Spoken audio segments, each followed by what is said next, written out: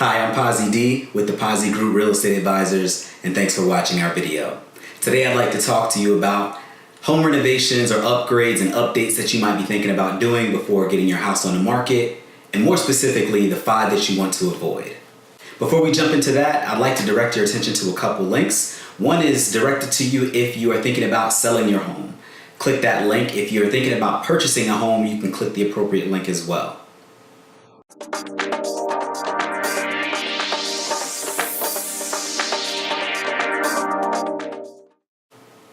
So if you're thinking about getting your house on the market, whether it's now or in the future, I'm sure you're thinking about different upgrades that you can do to your house, renovations, things that are going to add value to your house. Today I'd like to talk to you more specifically about things that you can do to your house that won't give you a return on your investment, and things that you should avoid altogether. So the number one thing that I'd say to avoid at all costs is wallpaper. And I'm not just talking about, the wallpaper that you see in, little old lady's house or something like that. I'm talking about wallpaper across the board. As a rule of thumb, it's not going to give you back the investment that you put in. It's not going to be valued the same way by a buyer that it is valued by you, primarily just because it's very specific. So unless you're in a home that is very custom or something like that, where you've had designers or stagers or whoever to come in and give you, design ideas on what wallpaper to choose, I'd just stay away from it. So our number 2 is going to be flooring. Whenever you're looking at doing your flooring or redoing your flooring, you've probably got high traffic areas covered with carpet, and when it's time to replace that, buyers aren't wanting you to replace it with more carpet. So the goal here is to get some sort of an upgrade while still accomplishing the same goal. And there are lots of hard surfaces out there that are very reasonably priced, whether that's a discount tile or some upgraded laminate or even hardwood. There are lots of hardwood choices out there that are comparable in price to carpet. So that's something that you might want to consider as well. So stay away from more carpet. Number 3 is lavish lighting.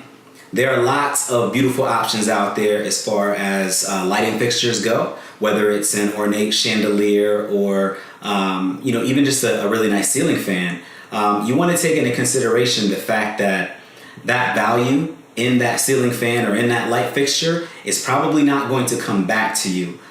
You want to keep it pretty simple, pretty plain, just as long as it's nice and it's something that's appreciated by buyers. I think that you'll do just fine. But you want to stay away from anything that's too trendy, too right now, because those things come and go. And unless you're looking to put your house on the market tomorrow, you probably don't want to go with something that's overly trendy. And even if you were putting your house on the market tomorrow, still don't do it, just because you're not going to get that value back out of it. Number 4 on our list today is paint.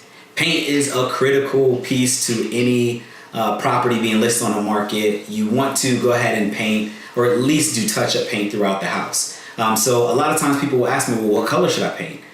The main thing, or rule of thumb, that you want to keep in mind here is you want to make sure that you don't have any overly loud colors. No dark accent walls or super bright rooms. Stay away from anything that's very, very specific, like a lime green or a turquoise room, or a lot of times in dining rooms you'll see really deep dark colors like a navy or a dark burgundy. Those are colors that you're going to want to stay away from whenever you're getting your house ready for market, just because they're going to turn some people off. And you never want to do that. You want mass appeal here. So you want to paint in neutral colors that are accepted and happy to look at by just about anybody. Nobody's going to complain about it. That's your goal here. So number 5 on our list today is a pool.